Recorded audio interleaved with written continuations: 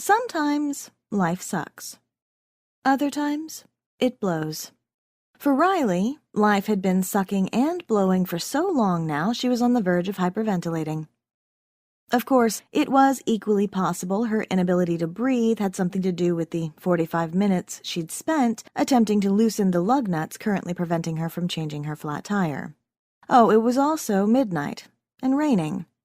Plus, she was stranded in the middle of Nowhereville, and her cell phone had lost service 30 minutes before the distinct thumping had begun. Yep. Had she mentioned how jacked up her life was at the moment?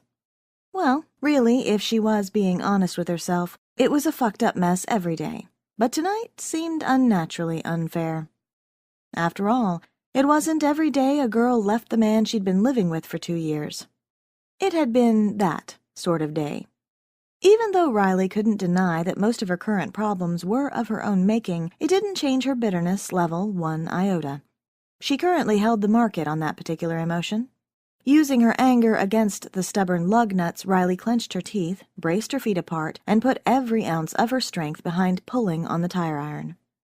It gained her nothing, except a sharp pain in her jaw and the flash of lights behind her closed eyes.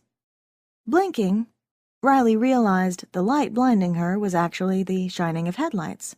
An older model Dodge Ram pulled in behind her car. Every horror story her mama had told her about strangers winding up dead in a ditch ran through her mind as a dark figure spilled out. An umbrella unfurled. Riley's thoughts scattered as she tried to decide what to do. In the end, she did nothing. His cologne hit her first. Heaven and chocolate. Could you use a hand? The voice? Southern whiskey.